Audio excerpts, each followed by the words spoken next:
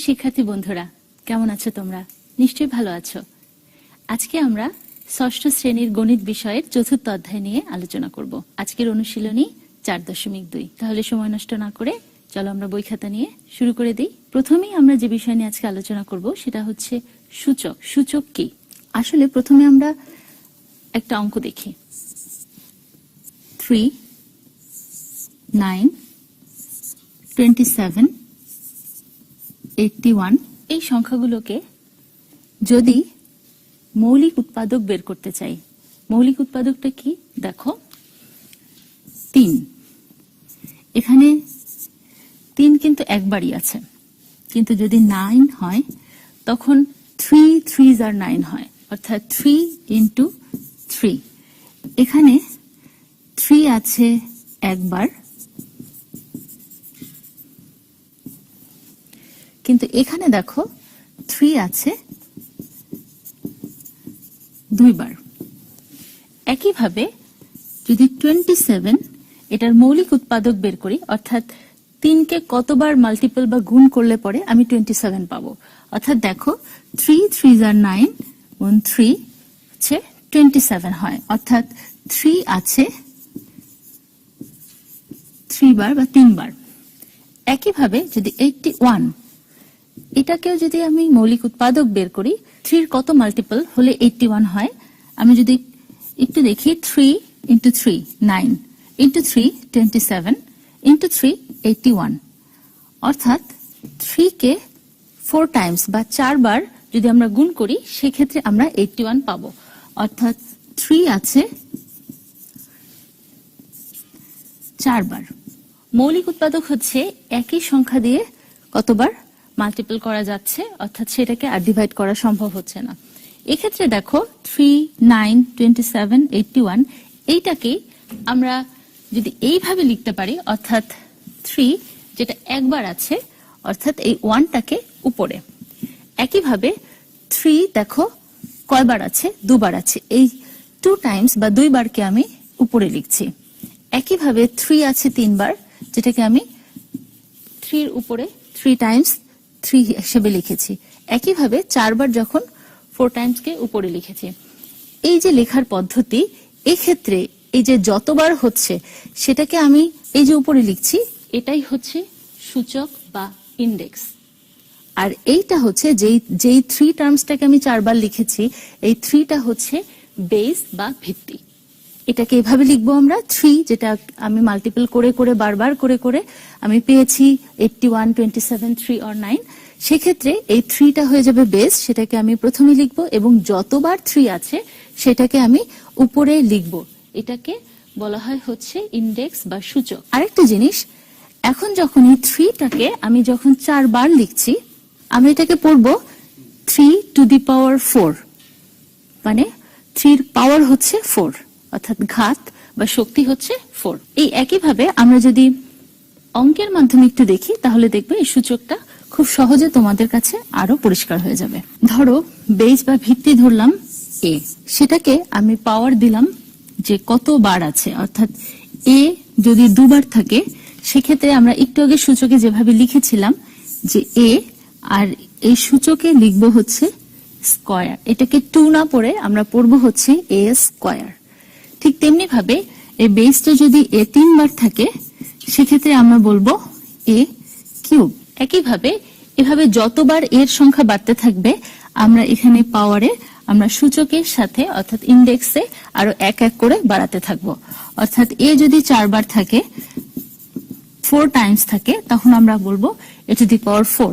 এই একইভাবে বাড়তে বাড়তে আমি ধরলাম n সংখ্যক বা m সংখ্যক যদি a থাকে, যেমন a into a into a into a এভাবে যাচ্ছে, এবং a আমি বললাম n বার। তাহলে দেখো এখানে 1 2 3 4 4 বার ছিল দেখে আমি 4 লিখেছি। ঠিক তেমনি ভাবে আমি এখন যদি বলছি এটা n বার আছে, তাহলে a এর পাওয়ার হয়ে যাবে n। এটা যদি হয়, এখান থেকে আমরা সহজেই একটা সূত্রে চলে আসতে পারি।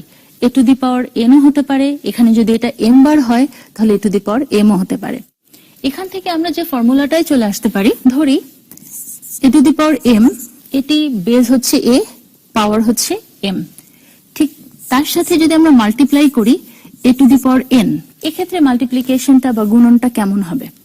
গুণনটা হবে এমন, যদি বেস বা ভিত্তি একই থাকে সেক্ষেত্রে দুটো যদি a থাকে যে কোনো একটি a নিতে হবে, এবং এই যে পাওয়ার হিসেবে বা ইন্ডেক্সে যে m এবং n আছে এটাকে প্লাস করে দিতে হয়, অর্থাৎ m প্লাস n। এখানে যদি আরো একটা ইন্ডেক্স সহ আমি আরো একটা বেস a আনি, সেটাও আমার এখানে প্লাস হিসেবে ইনক্লুড হবে। তাহলে এই ফর্মুলাটা যদি আমরা মনে রাখতে পারি, a to the power m into a to the power n equals to a to the power m plus n। এই ফর্মুলা করে আমরা এখন অঙ্ক করলে খুব সহজেই আমরা সমাধান বের করে ফেলতে পারবো।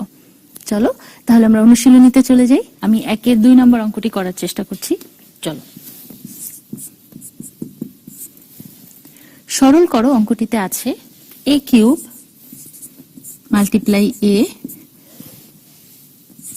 Multiply a to the power 5।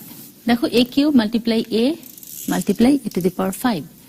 এই ক্ষেত্রে আমরা একটু আগে যে ফর্মুলাটা শিখেছি সেটাই এখানে অ্যাপ্লাই করব, অর্থাৎ a a a এখান থেকে বেস বা ভিত্তি হিসেবে আমি একটা a কে নিব, এবং মনে রাখবো যদি এর উপরে কোনো কিছুই না থাকে তাহলে ধরে নিতে হবে এখানের ঘাত বা সূচক যেটা আছে সেটা হচ্ছে 1, অর্থাৎ a এর সূচক হচ্ছে 1 ধরে নিতে হবে। যেহেতু 1 কখনোই এটার উপরে দেয়া লেখা হয় না, সেজন্য আমরা মনে মনে ধরে নিব, কিন্তু সেটাকে এখানে লিখব না। কিন্তু এখন যখন অ্যাডিশন করব বা যোগ করব তখন আমরা এই 1 কে ইনক্লুড করব। 3 এখানে ধরে নিব 1 আছে প্লাস 5, অর্থাৎ a to the power 4 3 and 1 4 4 plus 5 that's 9, a to the power 9। এটি হচ্ছে অ্যান্সার। আমরা পরবর্তী ম্যাথসে চলে যাই। 2x square multiply y square multiply 2z square multiply 3y square multiply 4x square. এক্ষেত্রে দেখো x square y square z square y square x square অনেকগুলো রাশি আছে, অনেকগুলো পদ আছে। সেক্ষেত্রে x যেগুলোতে আছে x এবং x সেগুলোকে একদিকে নেই, y গুলোকে একদিকে নেই এবং z গুলোকে আলাদা করি। এখানে দেখো 2x স্কয়ার, এই x স্কয়ার টার্মটা আর কোথায় আছে? এই পদটা আছে এখানে, সেটাকে আমি একসাথে লিখি 4x স্কয়ার। এরপরে দেখি y স্কয়ারের টার্ম কোনগুলো আছে। এখানে একটি y স্কয়ার আছে y স্কয়ার, আর এখানে আরেকটি y স্কয়ার আছে 3y square multiply 2z square. এখন দেখি প্রথমে আমরা এই যে নাম্বারগুলো আছে এইগুলোকে মাল্টিপ্লাই করব, তার মানে হচ্ছে 4 2s are 8, আর x এই x square and x square এই দুইটা থেকে আমি আগের ফর্মুলা মতো x টাকে বেস ধরবো, আর এই যে ইনডেক্স গুলো আছে অর্থাৎ সূচকগুলো আছে এইগুলোকে আমি প্লাস করে দেব, অর্থাৎ 2 এখানকার 2 এটার প্লাস 2। মাল্টিপ্লাই সাইনটা ঠিক রাখি। এইবার এইখানে যদি কিছু না থাকে মনে করে নিতে হবে এখানে 1 আছে, সেই 1 দিয়ে যদি 3 কে মাল্টিপ্লাই করি 3 1s are 3, এবং y আমি বেস ধরবো এবং এখানে 2 প্লাস 2 অর্থাৎ 2 আর 2 4 হয়ে যাবে। একইভাবে এখানে আর কোনো চেঞ্জ হচ্ছে না, কারণ আমার z এর আর কোনো টার্ম নাই, একটাই শুধু টার্ম ছিল। এখন কি হচ্ছে 8x two the power 4 multiply 3y two the power 4 multiply 2z square.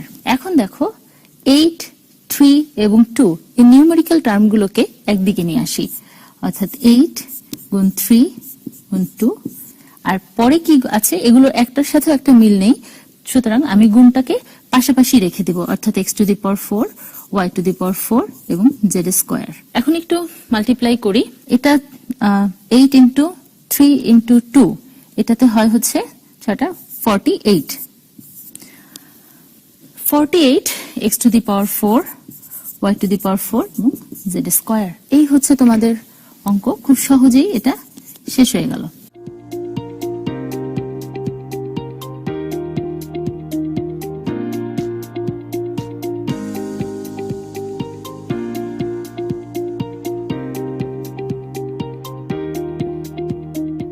আমরা পরের অঙ্কে চলে যাচ্ছি।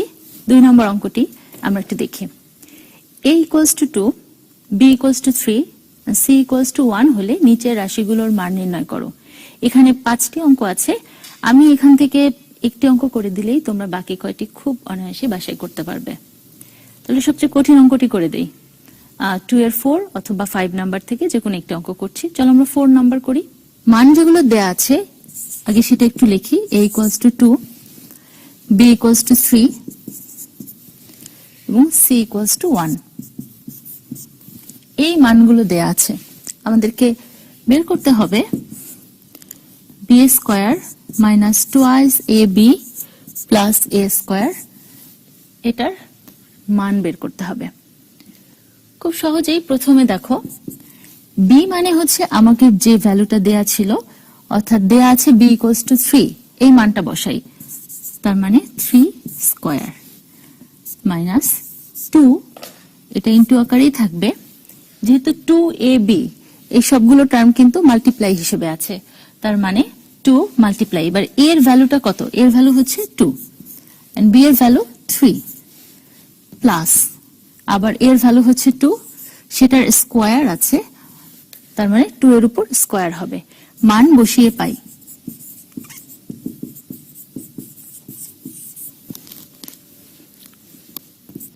3² মানে 9, আর 4 3s are 12 প্লাস 2² মানে দুবার 2, 2 2s are 4। এখন যেগুলোকে প্লাস আছে, অর্থাৎ 9 এর সাথে এটা 9 এর পিছনে কিছু না থাকা মানে প্লাস থাকা, সো +9 and +4 13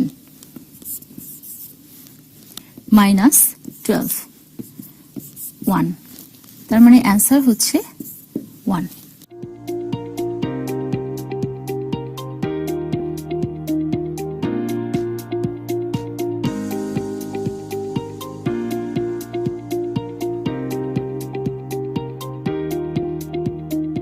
তিন নম্বর অঙ্কটিতে চলে যাচ্ছি। 3 নম্বর অঙ্কটিতেও একই জিনিস দেওয়া আছে, x এর ভ্যালু, y এর ভ্যালু এবং z এর ভ্যালু। তারপরে একটা দেখাও যে এখানেও 4টা ম্যাথস আছে, এখান থেকেও আমি একটি অঙ্ক করছি, বাকি 3টে অঙ্কই তোমরা করতে পারবে। যে মানগুলো আছে সেগুলোকে আমি আগে লিখে নিচ্ছি। x = 3, y = 5 এবং z = 2। এই মানগুলো দেয়া আছে। আমি 4 নম্বর অঙ্কটি করছি, যেখানে আমাকে দেখাও যে x + z² = x² + 2xz + z²। এটা প্রমাণ করতে হবে। অর্থাৎ এটা যদি বাম পক্ষ হয়, বাম পক্ষ = ডান পক্ষ, বা left hand side = right hand side, এটা প্রুফ করতে হবে। তাহলে প্রথমেই আসি, আমি বাম পক্ষ থেকে একবার প্রুফ করব, ডান পক্ষ থেকে আরেকবার। প্রথমেই লিখছি বাম পক্ষ অথবা left hand side, x + z²। এখানে দেখো x এর মান কিন্তু দেয়া আছে, x এর মান হচ্ছে 3, সো আমি এই 3টা বসিয়ে দেই, প্লাস z এর ভ্যালু দেওয়া আছে 2, সেটাও বসিয়ে দিচ্ছি। তাহলে হয়ে যাচ্ছে 3 + 2 মানে 5, 5² = 25। এটা আমি বাম পক্ষে পেয়ে গিয়েছি। এবার ডান পক্ষের দিকে যাই, চলো। ডান পক্ষ = x² + 2xz + z²। x এর ভ্যালু হচ্ছে 3, 3² + 2 × 3 × z এর ভ্যালু 2 প্লাস 2²। এখানেও আমরা লিখব মান বসাই বা মান বসিয়ে পাই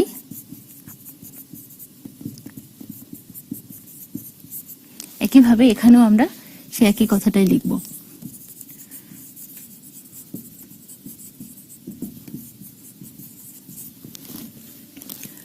স্কয়ারে পাচ্ছি 9, একইভাবে 3 4 = 12 and 4, 9 + 12 + 4, তাতে আসে হচ্ছে 25। এখন তোমরা দেখো বাম পক্ষে আমি 25 পাচ্ছি, ডান পক্ষেও 25 পাচ্ছি, তার মানে বাম পক্ষ এবং ডান পক্ষ সমান, এটা প্রমাণ হয়ে গেছে। তাহলে আমরা লিখব অতএব বাম পক্ষ = ডান পক্ষ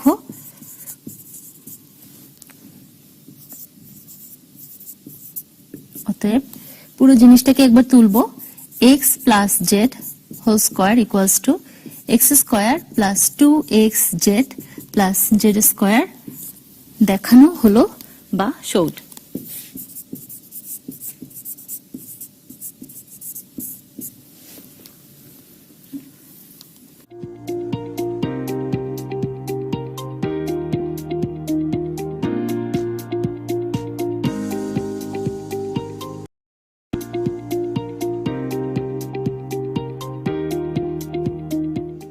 তাহলে বন্ধুরা আজকে এ পর্যন্তই।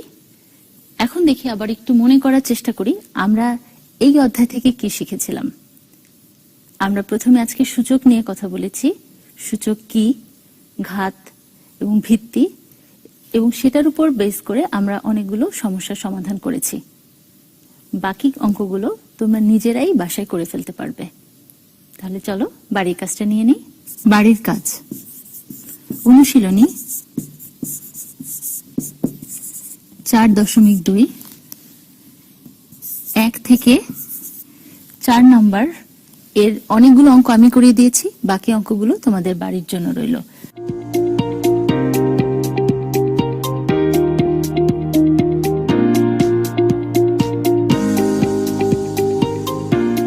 তাহলে বন্ধুরা আজকের জন্য এখানেই শেষ করছি। তবে যাওয়ার আগে কিশোর বাতায়ন পেজে এই পুরো পর্বটি তোমরা আবারও দেখতে পাবে। তোমাদের যে কোনো প্রশ্ন থাকলে সেখানে তোমরা করবে এবং অবশ্যই আমরা তার উত্তর দেওয়ার জন্য সেখানে প্রস্তুত আছি। আরেকটি কথা, তোমরা অবশ্যই কুইজ প্রতিযোগিতায় অংশগ্রহণ করবে। কুইজের মাধ্যমে তোমরা এই পর্বে অনুশীলনী 4.2 এর সকল কোশ্চেনগুলো খেলতে খেলতে শিখে ফেলবে।